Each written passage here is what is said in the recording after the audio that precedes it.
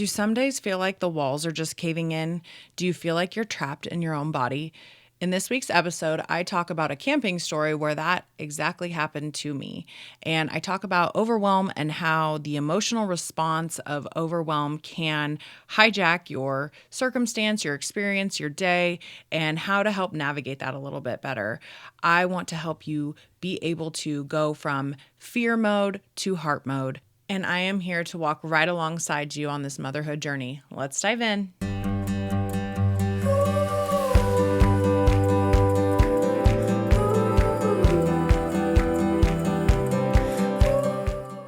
Do you wake up with the intention of being a present and patient mom, only to find yourself feeling overwhelmed and depleted amidst the chaos of daily life? Hi, I'm Lesley, a mom of littles and the host of the Grounded Mama podcast. Here we will find balance by integrating practices that reduce overstimulation and stress in order to enhance your whole family's well-being. Ready to slow down and be the intentional mother you desire to be? Okay, mama, it's time to feel grounded. Take a deep breath and let's dive in. Good morning, mamas. Happy first day of May. I am so excited that spring is in full bloom and I love May. It is such a beautiful month. I just soaked up so much of the Identity podcast series and was loving all of it. I hope you enjoyed it as well. But since it is a new month, we're going to start off with some new topics. I'm not quite sure how this month will land, but I'm excited to share something new with you.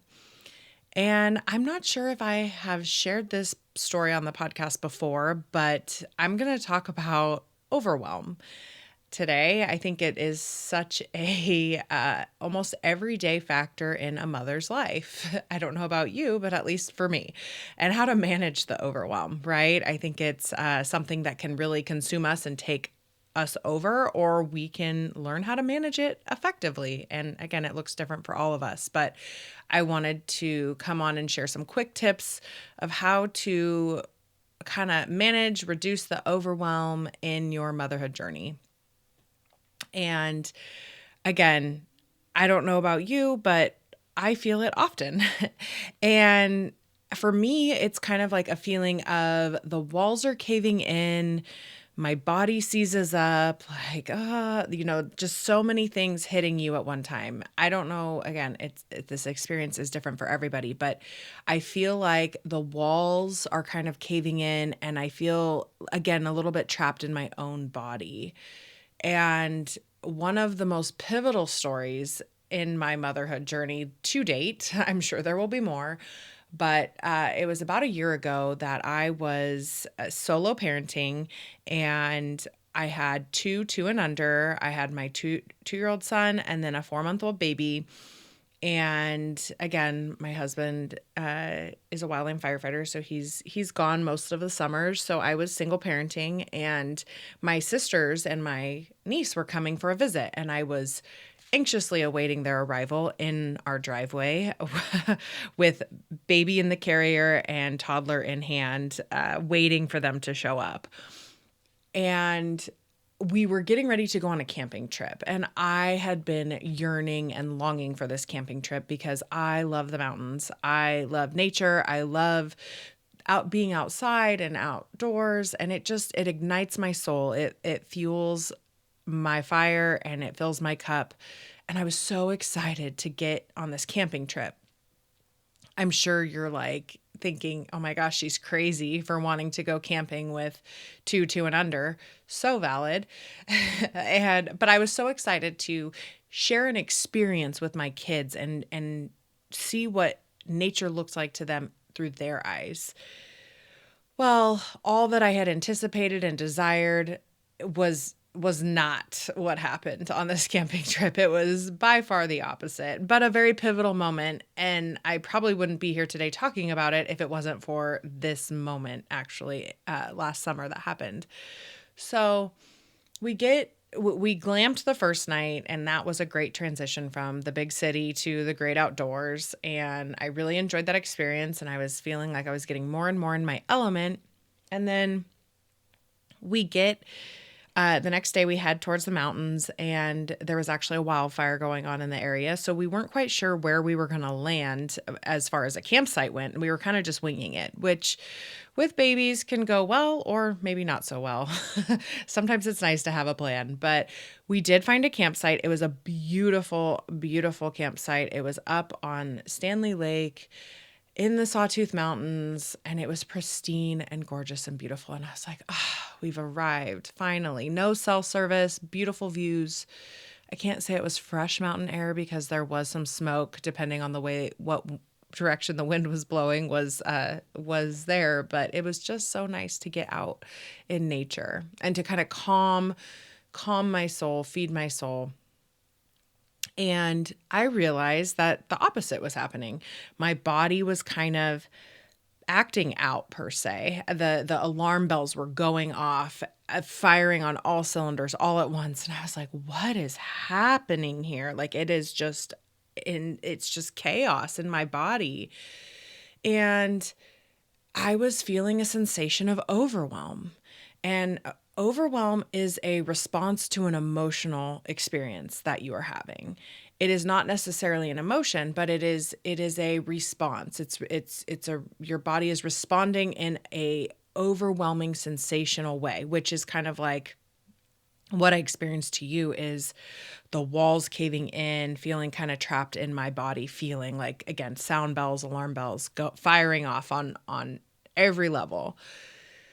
And my mind was trying to wrap itself around the experience. Like, okay, what is happening? I love being in nature. I love going camping. Do I love going camping? There's so many bugs. It's so dirty. Like, oh my gosh, what a mess. Unpacking all the things and setting up a tent. That was also going through my mind at the same time. I'm like, do I even like this? Like, yes, I do. But it was like with kids, it's a lot more work for those of you that know. And so what was firing off in my body? Probably multiple emotions were firing off to cause that overwhelm. But the one emotion that is sticking out the most is fear. And so fear was that emotion that I was experiencing in my body. And, when four walls are collapsible, probably doesn't feel as safe as it does as your four walls in your own home environment. And when a lake is about 50 feet from your campsite and your 2-year-old is very curious and could probably exit those four walls at any time of night or day to go out to that lake, yeah, I'm sure there's a little bit of fear that is building up in my body as we are in this circumstance. And it was truly the first time I had been out in nature or camping as a responsible parent of 2 other lives. I had been camping and out in the wilderness before kids. I had been camping with one baby. When my first son was 2 months old, I went camping. But like it was my first experience as the sole provider, because my husband wasn't there, of these 2 children to keep them alive. I was fully responsible for not just my life, but 2 other lives. So that was where a lot of this sense of safety, the uncertainty, the fear of the unknown was coming from. And fear is a fundamental human emotion, okay? Like if we didn't have it, we wouldn't survive, right? It is it's a survival tool. It's a survival mechanism, fear. It can be a hindrance to us for sure. We can have several stems of fear. It could be fear of failure, fear of the unknown, fear of safety, fear of success. That fear could stem from different things, different attachments that we are attaching to that experience.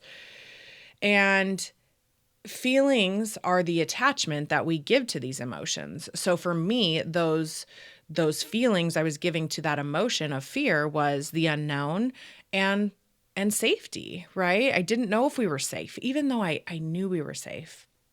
My mind was giving me the story, the narrative, the short little picture that my mind had and blowing it up out of proportion. Because our mind is a huge factor in this and processing emotion and navigating a circumstance or an experience that we are going through.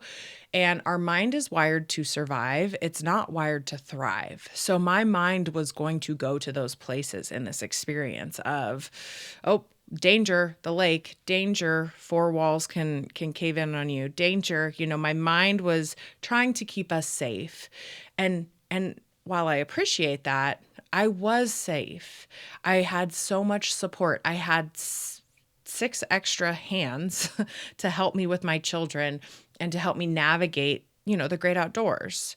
Again, there are no rules in the great outdoors. So my mind was, again, firing my body on all cylinders to keep me safe in a way, right? So this, after we get home from this camping trip and we get home, we get back into our environment, I started to feel my body and my mind kind of settle down a little bit. I definitely was able to take deeper breaths.